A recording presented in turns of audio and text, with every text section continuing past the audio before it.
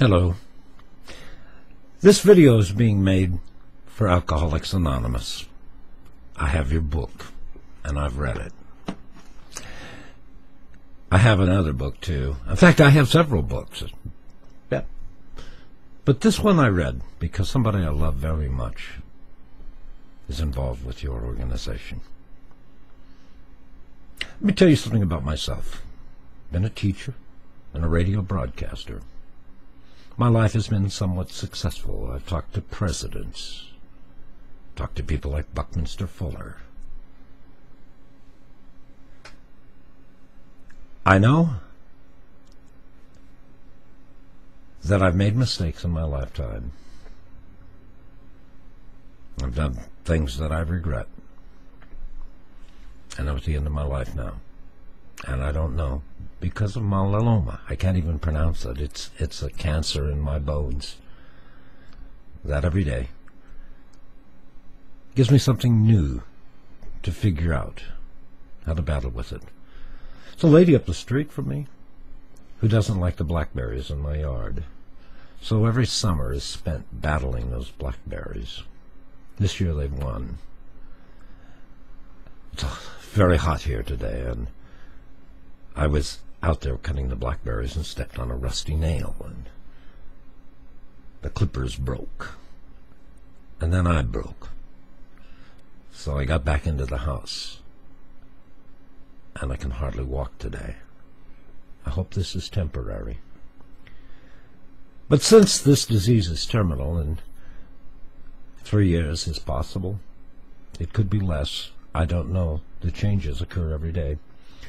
There's something about your organization that I think you should know, because it's how I feel, and I know that I'm not the only one that suffers the pain.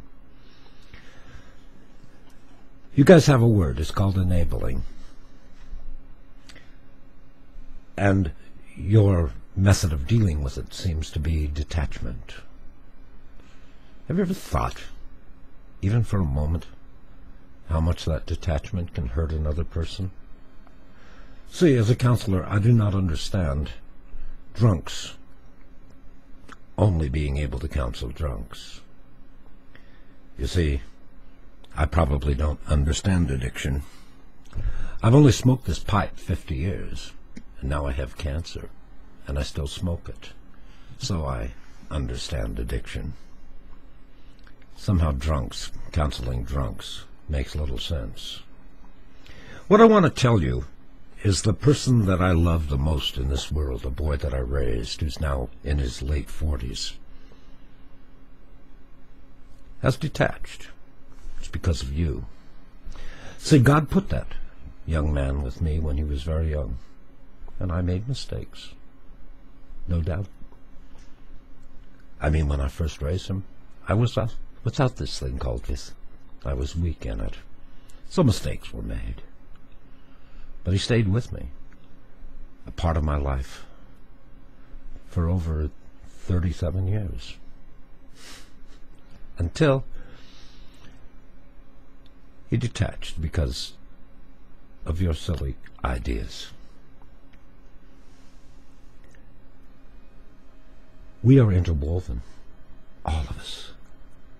And when you're interwoven, you cannot separate. You're interwoven through this God. So your organization is flawed and wrong. See, some loves are unconditional. And that's the kind of love we should have. That's the kind of love my dog has. It's very simple. There's a reality. Your organization, no organization, will stop somebody from drinking. You know how they stop from drinking? They stop drinking. They have to make that decision. It can't be made for them. We can try interventions and define programs, but unless the person really wants to stop drinking, it's not going to work. So your idea of cutting people out of their lives is very bad.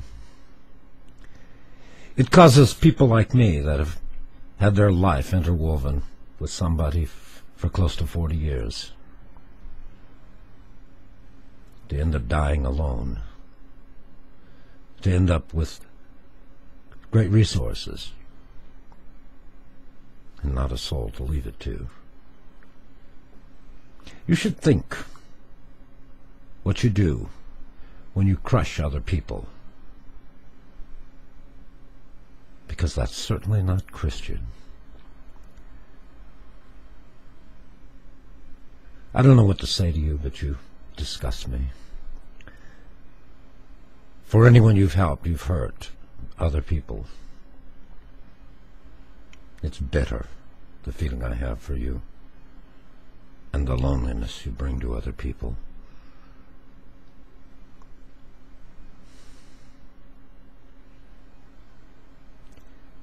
I wish you'd change your ways. I wish you'd start letting people do as they should. That commandment God gave us at the end, after he rose from the dead. Love one another.